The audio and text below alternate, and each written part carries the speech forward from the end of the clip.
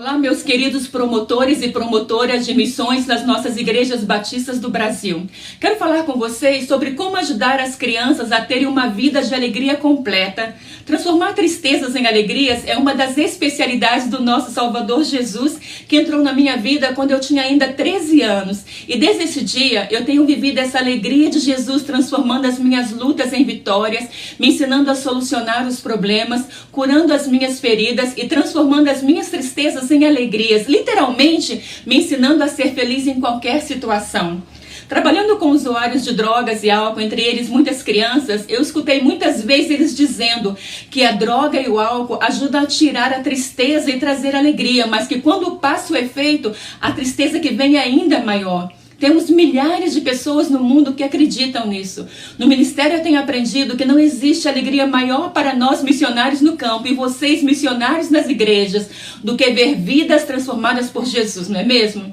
E essa transformação ela é completa, como acontece na vida de muitas crianças. Ao investir nas crianças hoje, nós estamos transformando gerações. A alegria da criança ela é completa quando a família se rende a Jesus. Eu sou impactada ao ouvir as mães e os pais dizendo que os seus filhos que estudam nos PEPs, eles chegam em suas casas e pedem para que orem com eles antes de dormir, para agradecer pelo alimento, para que não digam mentiras, porque isso é pecado e entristece e nos separa de Deus. Félix é um aluno em um dos nossos PEPs que sempre chegava muito triste e nervoso nas aulas. Seu pai era alcoólatra e sempre chegava bêbado, pegava um machado e aos gritos brigava e ameaçava matar a sua mãe. Félix presenciava toda essa briga dia após dia e foi se transformando em uma criança triste e muito nervosa, brigando com os amigos. Mas foi justamente no PEP que ele foi amado, respeitado e aprendeu a falar com Deus pedindo ajuda quando estivesse com medo, como os amigos de Jesus fizeram quando eles estavam no barco no meio de uma tempestade. O processo de transformação na vida do Félix levou Jesus para dentro da sua casa. No final do ano, na formatura, o pai do Félix me disse com lágrimas nos olhos que o seu filho lhe disse que tudo aquilo era pecado e que Deus estava muito triste com ele. O pai escutava o seu filho orando na hora da refeição, quando ia dormir, quando acordava, e sempre pedia a Deus que tirasse o machado da sua casa para que seus pais não brigassem mais. E em um belo dia, me contou o pai, procurei o machado pela casa inteira, briguei com todos que podiam ter sumido com ele, mas na realidade, simplesmente o machado desapareceu. Pois é, as brigas diminuíram com o sumiço do machado e eu entendi que o meu filho tinha uma alegria que eu não tinha, mas que eu ansiava ter com todas as minhas forças, me disse o pai. Essa família hoje está firme na igreja. A oração de uma criança faz toda a diferença e levou a alegria completa para toda a sua família. Mas a alegria da criança é completa também quando as feridas são saradas por Jesus. Guilhermo, um rapaz que cresceu e ainda vive em uma das favelas mais perigosas de Medellín, chamada Candelária, onde a polícia local existe um grande número de abusos, roubos, assassinatos a cada mês e também um grande número de crianças sendo introduzidas nas drogas. Guilherme tem uma história de vida muito triste. Ele teve os pais assassinados brutalmente e teve que fugir de onde vivia para não ser morto também. E lutou muito para vencer sozinho junto com seus irmãos menores. Desde os 11 anos ele estava no projeto, participava dos cultos na nossa igreja, mas era sempre muito triste, revoltado com tudo e com todos, sem nunca abrir o seu coração, porque desde pequenino uma dor foi crescendo muito grande dentro do coração dele. Em dezembro de 2009, ele simplesmente desapareceu das atividades da igreja e do projeto. Deus me mostrou que ele precisava ser aconselhado com a nossa bolsa verde do projeto Calçada. Quando nos encontramos, ele tinha um semblante muito triste, estava em plena depressão. Foi aí que ele me disse que ele odiava o mês de dezembro, porque quando ele tinha ainda 6 anos de idade, o seu pai foi assassinado naquele mês. Depois, quando ele tinha 10 anos, a sua mãe também foi assassinada diante dele, justamente no mês de dezembro. Ele tinha muita raiva e queria destruir a todos que mataram seus pais. Ele disse que ele era como um leão feroz e queria devorar as suas presas. Em prantos, me perguntou o que ele tinha que fazer para tirar aquela raiva do seu coração e viver feliz.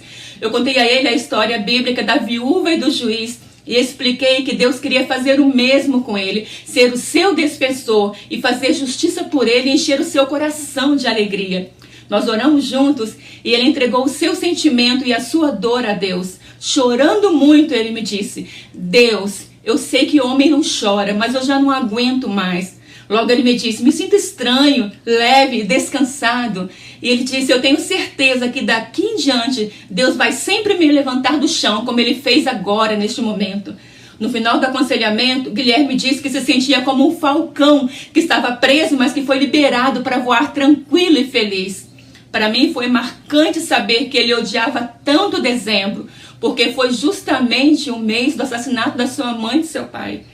Então eu disse a ele que ele tinha um motivo para ficar feliz no dia 16 de dezembro, porque é o dia do meu aniversário.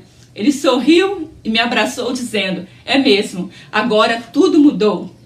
Hoje o Guilherme está casado, tem 2 lindos filhos, tem um trabalho fixo e continua firme servindo a Deus, que transformou a sua vida e encheu seus dias com muita alegria. Uma história difícil na infância pode ser mudada completamente quando nós apresentamos Jesus para as crianças. E assim como Guilherme e Félix, temos muitos jovens e crianças sofrendo hoje porque não foram ajudados quando eram crianças. Temos muitas crianças sofrendo, esperando para serem ajudadas hoje. Recebemos de Deus o poder que pode transformar essas vidas. Trabalhemos juntos para despertar homens e mulheres em nossas igrejas, para servirem a Deus no campo missionário, para serem fiéis intercessores e para sustentarem financeiramente a obra de missões mundiais. Quando tudo isso acontece, temos uma igreja com uma verdadeira visão missionária. Eu e você, querido promotor e querida promotora, podemos fazer a diferença. Nós podemos ser usados por Deus para transformar as vidas de muitas crianças no Brasil e em todo o mundo.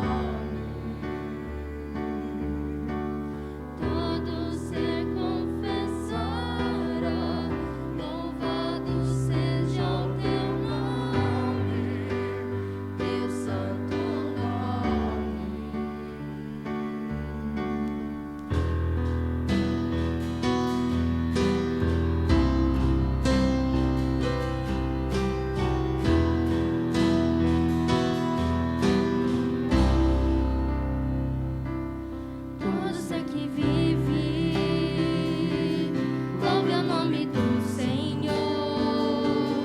Toda criatura se derrame aos seus pés. Ao som da sua voz, o universo se desfaz. Não há outro nome comparado ao grande eu sou. E mesmo sendo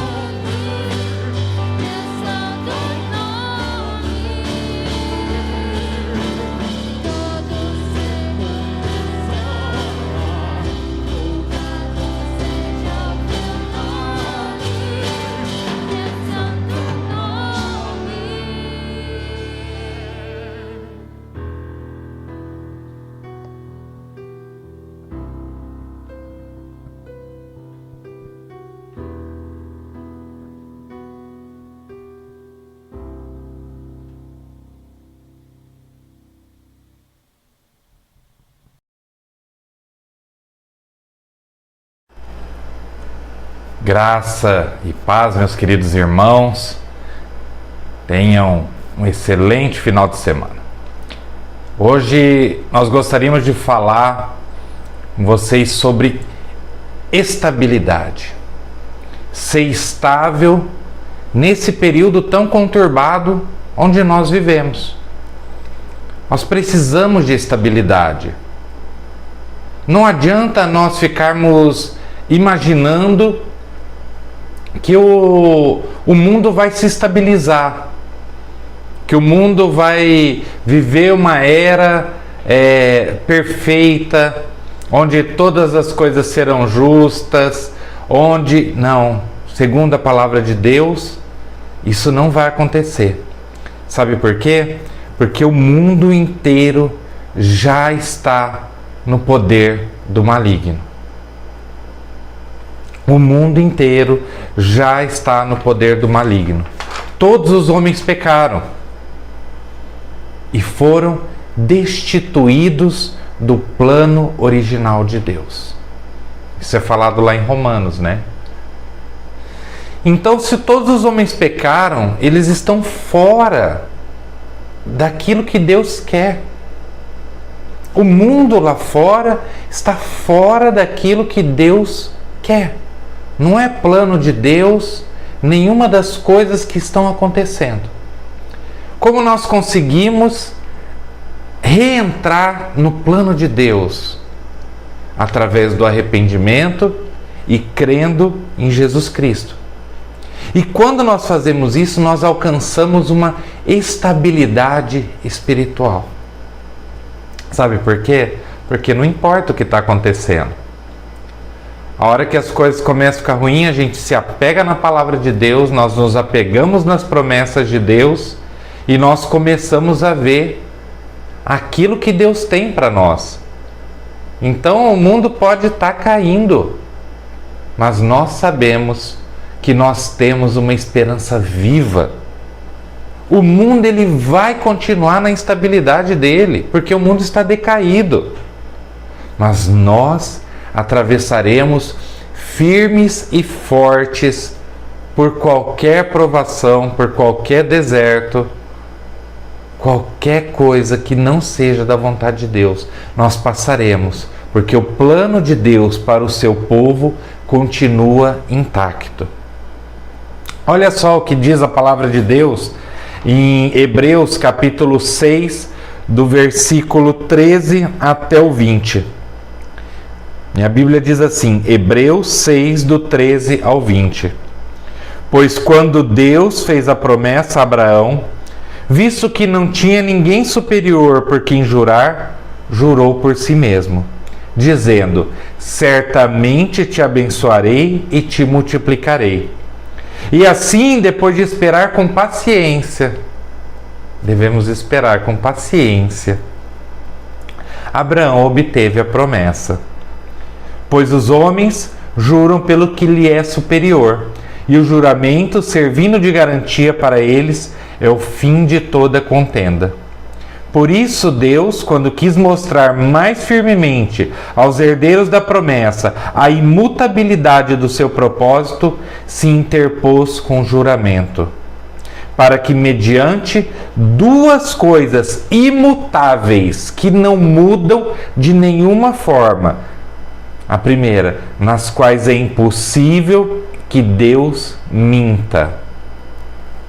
Isso é imutável. Deus não mente. A promessa que Ele tem na palavra dele não pode ser mudada. Forte alento tenhamos nós que já corremos para o refúgio. Qual é o refúgio? A presença de Deus na nossa vida, a fim de lançar mão da esperança proposta, a qual temos por âncora da alma, segura e firme, que penetra além do véu, onde Jesus, como precursor, entrou por nós, tendo se tornado sumo sacerdote. Essa é a segunda coisa. Jesus intercede por nós, para sempre, segundo a ordem de Melquisedeque. Amados, preste atenção no versículo 19. Temos essa esperança como âncora da alma. Para que serve uma âncora num navio? Para estabilizar. Então, o navio está no meio, num mar revolto, numa tempestade, ele joga a âncora e ele fica parado, firme. Essa deve ser a âncora da nossa alma. Que nós temos Jesus Cristo como o nosso intercessor. Ele nos liga a Deus e Deus não mente nas suas promessas. É interessante que no final, ele fala segura e firme, a qual adentra o santuário interior por trás do véu. Os israelitas, eles tinham um templo. E lá, vocês já conhecem toda a separação do templo, o pátio externo, o santo e o santíssimo, o santo dos santos, né? E a presença de Deus ficava atrás do véu no santo dos santos. Isso era lá no Antigo Testamento, na época da lei. Jesus Cristo veio, se entregou por nós, morreu pelos nossos pecados, ressuscitou, intercede por nós, e nós vivemos agora no tempo da graça. E no tempo da graça, nós não precisamos ir até o templo para ter a presença de Deus na nossa vida. Lógico que quando estamos no templo, estamos juntos em oração, estamos louvando, estamos em comunhão, nós estamos sentindo a presença de Deus na nossa vida. Mas o templo do Espírito Santo não é mais feito por mãos humanas. Ele está dentro dos nossos corações. Portanto, você não precisa de estar no templo para ter a presença de Deus. Até porque a presença de Deus não te deixa de nenhum momento. Ela está com você. O que a gente pode fazer, que muitas vezes tem deixado a gente sem estabilidade, com a nossa alma angustiada, é que nós temos apagado essa presença do Espírito na nossa vida. Nós temos colocado outras coisas, outros focos, outros alvos, outros planos na nossa vida, e isso tem apagado a presença do Espírito. Apocalipse 2,4 diz: contra você, porém, tenho isto, você abandonou o primeiro amor.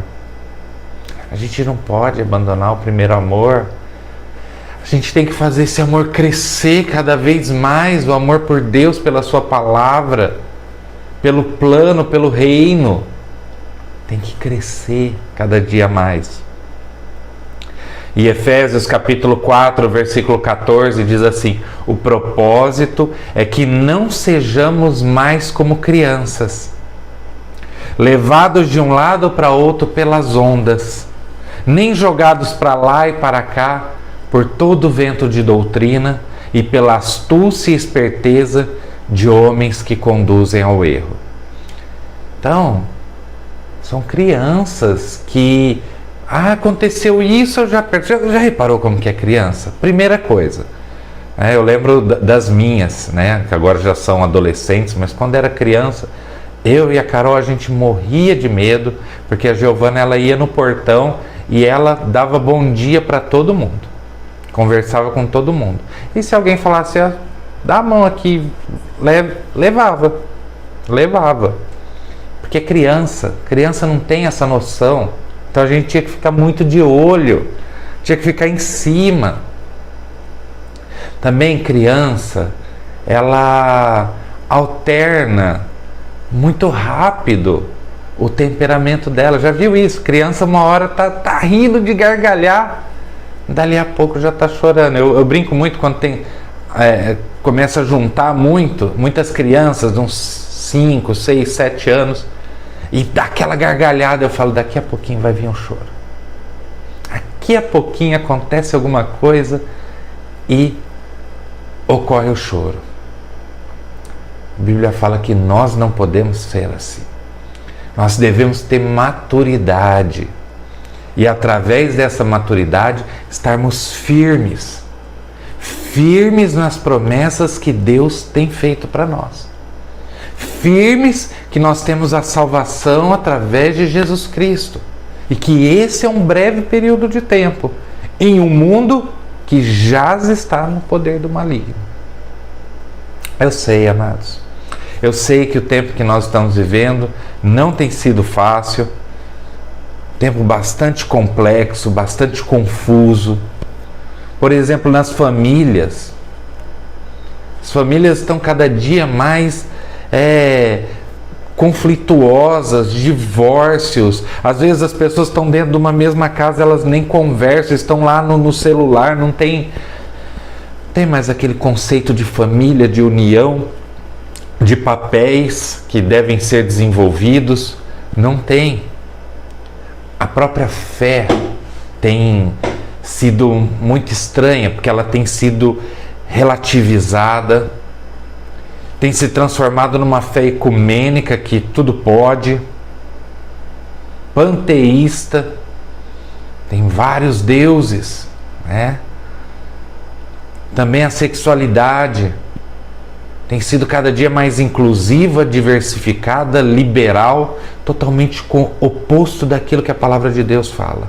Política, então, você não pode nem falar, porque é uma coisa muito radical. Se você não é da direita, você é da esquerda.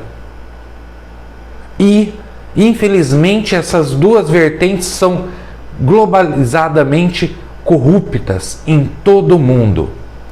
As pessoas querem somente seus próprios interesses.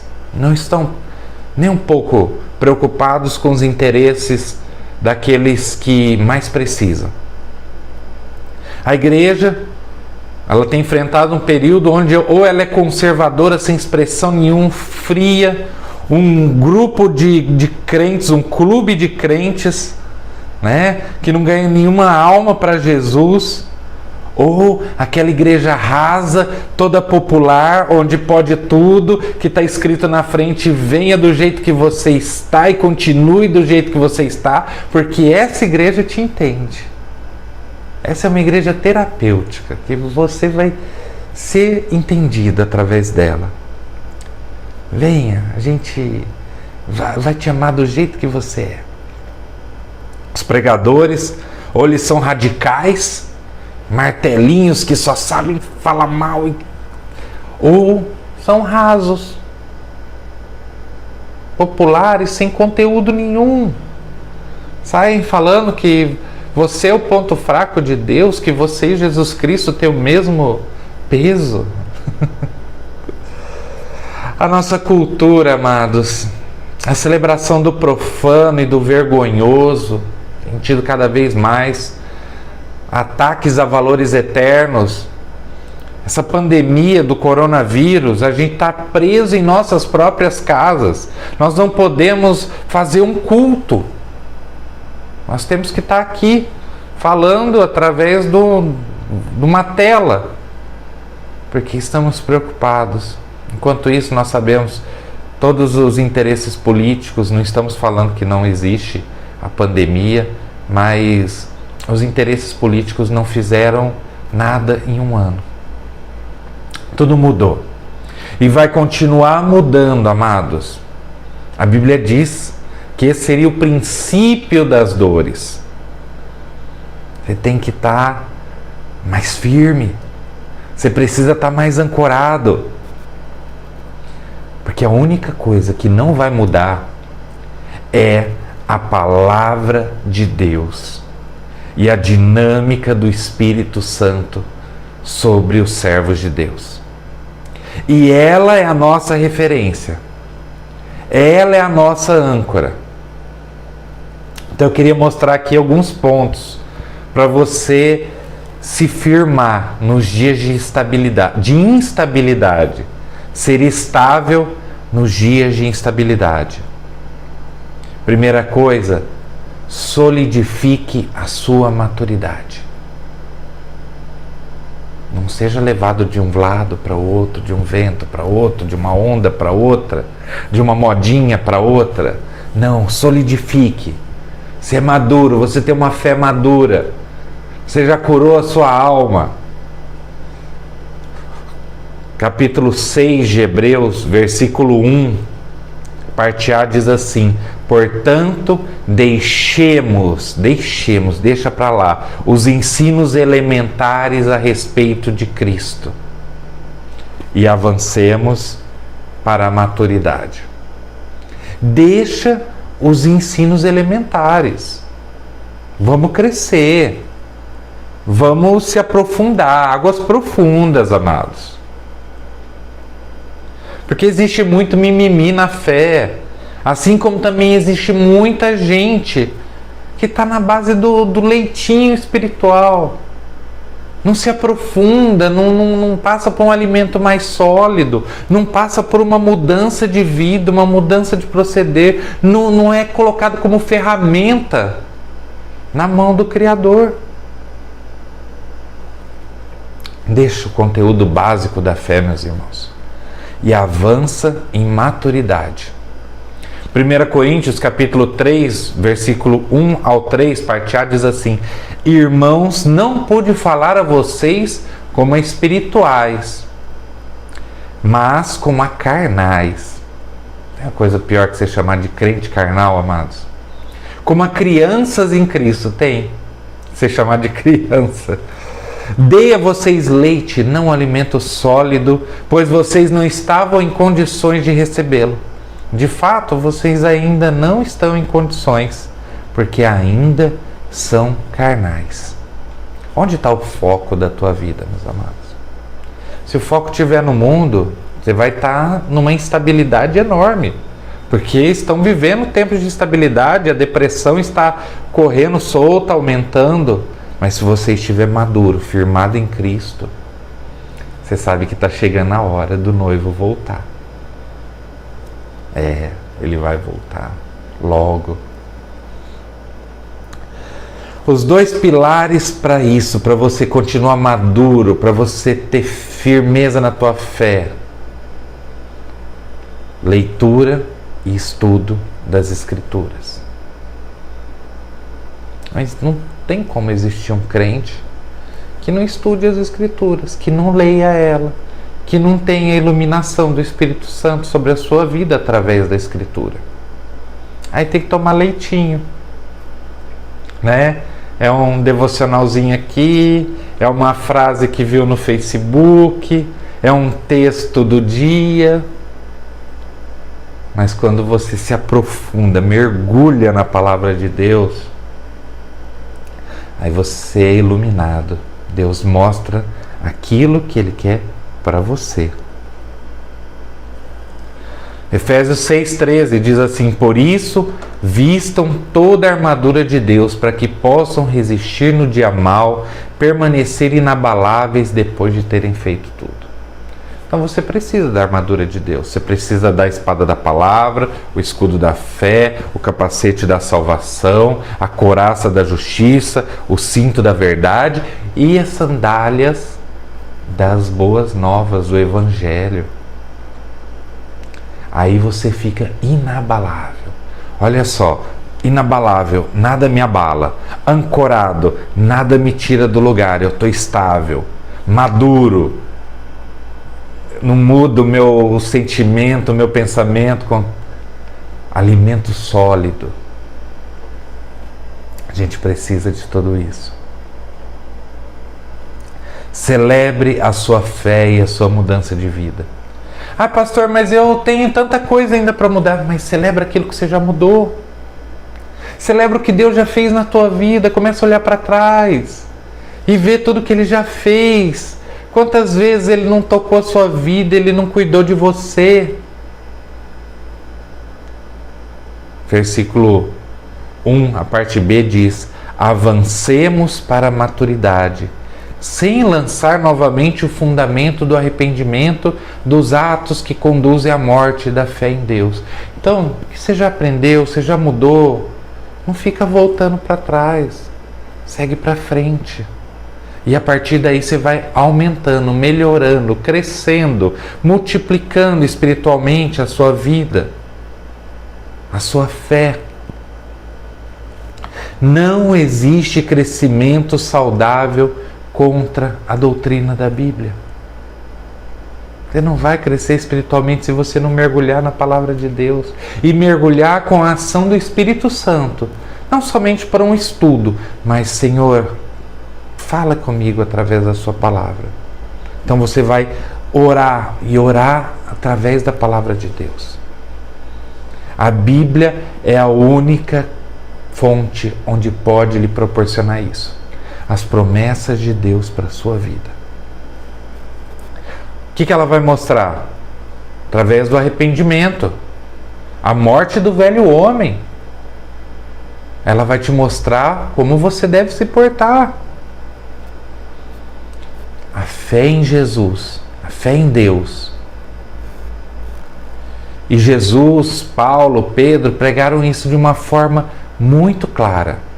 Atos 2, 37 e 38. Irmãos, o que faremos? Pedro respondeu: arrependam-se cada um de vocês, seja batizado no nome de Jesus Cristo para perdão dos seus pecados e receberão o dom do Espírito Santo. Você precisa ter o arrependimento, você precisa ter a mudança. E aí você demonstra essa mudança através do batismo. E aí a tua vida muda. Ela precisa mudar. Sem o real arrependimento, a verdadeira espiritualidade não vai existir. E você não vai estar forte. Você não vai ser fortalecido nos momentos. Romanos 1,16 diz: não me envergonhe do Evangelho, porque é o poder de Deus para a salvação de todo aquele que crê, primeiro do judeu, depois do grego. 2 Timóteo 1,12 diz: por essa causa também sofro, mas não me envergonho, porque sei quem tenho crido, e também estou certo de que Ele é poderoso para guardar o que eu confiei até aquele dia.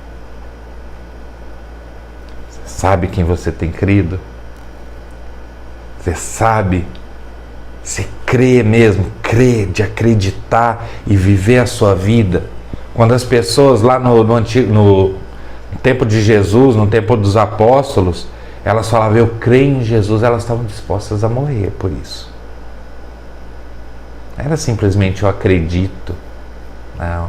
A minha vida inteira está pautada, está baseada nesse fundamento. Eu creio em Jesus Cristo. Creio que Ele está intercedendo por mim. E creio que Ele voltará. Viva a plenitude da nova vida. Capítulo 6, versículo 4 ao 6. Viva a plenitude. Jesus, em João 10,10, diz que o inimigo vem para roubar, matar e destruir, mas Ele vem para que tenhamos vida e vida em abundância, vida plena. Não é vida mais ou menos, com foco nas coisas do mundo, foco nas coisas materiais. Não. Hebreus 6, do 4 ao 6 diz assim: ora, para aqueles que uma vez foram iluminados, provaram o dom celestial, tornaram-se participantes do Espírito Santo, experimentaram a bondade da palavra de Deus, os poderes da era que há de vir, mas caíram. É impossível que sejam reconduzidos ao arrependimento, pois para si mesmos estão crucificando de novo o Filho de Deus, sujeitando-se à desonra pública. O que esse texto quer dizer? Que se você crê em Jesus Cristo e tem o alvo em Jesus Cristo, você não pode ficar olhando para as coisas de trás. Você não pode ficar olhando para as coisas do passado.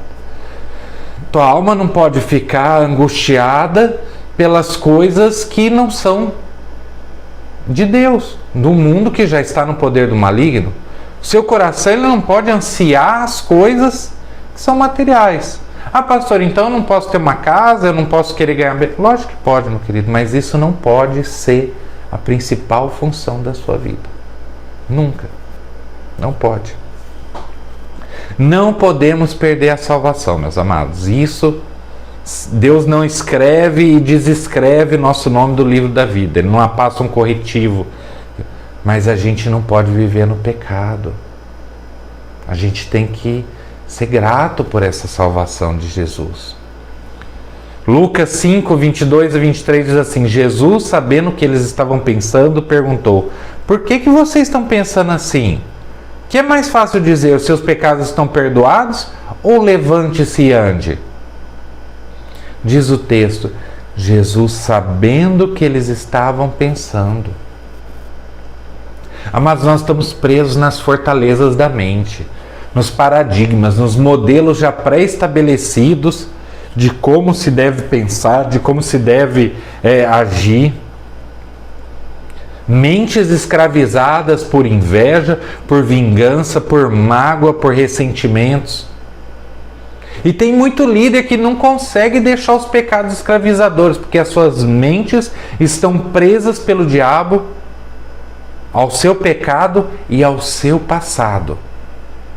Não é isso que Deus quer para você. Ele quer que você se apegue firmemente à esperança da salvação. Seja livre, seja rico pelo poder do puro Evangelho de Cristo. Riqueza espiritual, liberdade em Cristo. Receba boas novas para sua alma hoje. Porque está aflita a sua alma? Espera em Deus. Seu passado não é o seu destino. A velha criatura já morreu. Você é nova criatura. Efésios 5,18 fala: deixem-se encher pelo Espírito. Você vai se encher do Espírito Santo. Então é uma coisa que pode aumentar, pode crescer em você. O Espírito Santo está apagadinho, quietinho, você está jogando um monte de coisa, material, um monte de plano da vida daqui.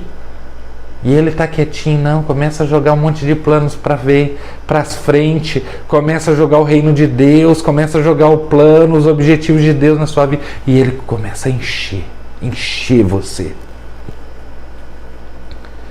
Queria terminar falando que a esperança na palavra e a esperança no Espírito nos levará a uma vida firme, a uma vida segura, como um navio que está fortemente ancorado. Aí não importa a tempestade, não importa a onda que está vindo, ele está ancorado, ele está seguro.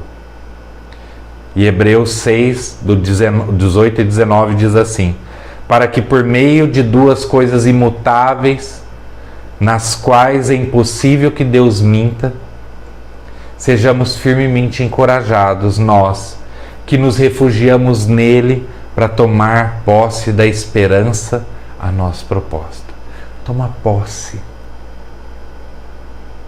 Toma posse das promessas de Deus, a esperança que ele colocou no seu coração. Não fica ouvindo voz do diabo, voz do mundo, voz do teu próprio eu, não. Ouça a voz de Deus. Ouça a palavra de Deus na sua vida.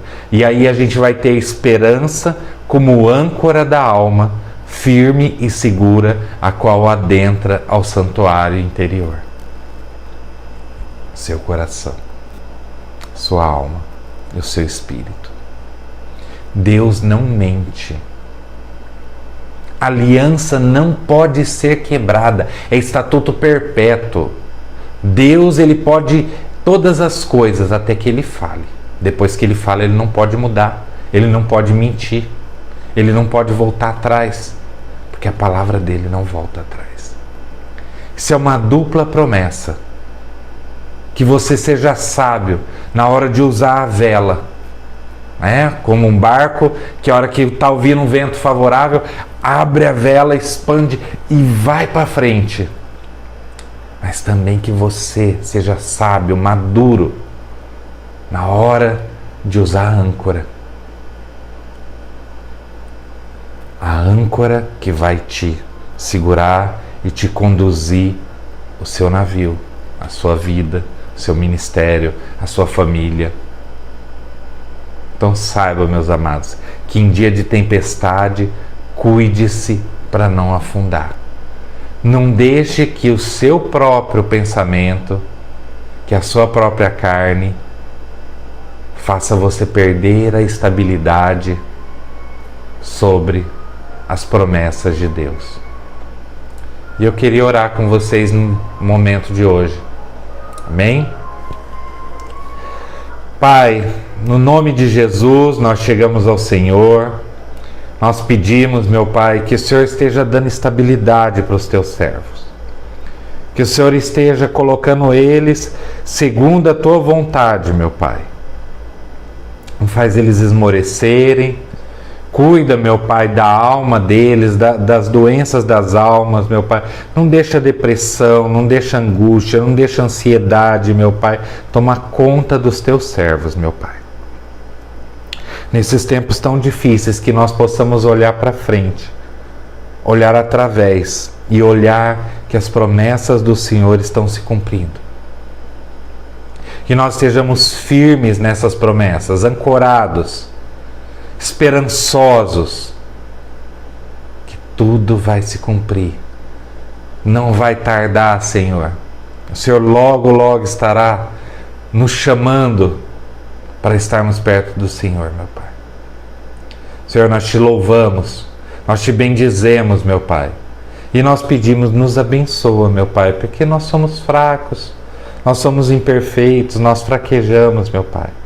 Nos dá a tua força, a tua sabedoria para que sejamos maduros na nossa fé, meu Pai. E que possamos glorificar o teu nome, ser usados como ferramentas do teu reino, nas tuas mãos, Pai.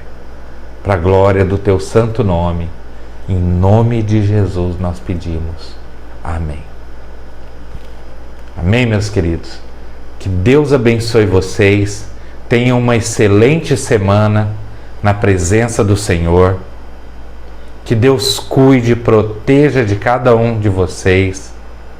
Que Ele abençoe sua casa, abençoe a sua família e se apegue firmemente àquilo que Ele já prometeu. Nós somos o povo da esperança.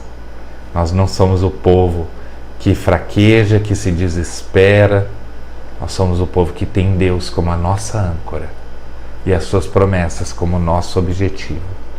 Deus abençoe todos vocês. Fiquem com Deus. Até mais.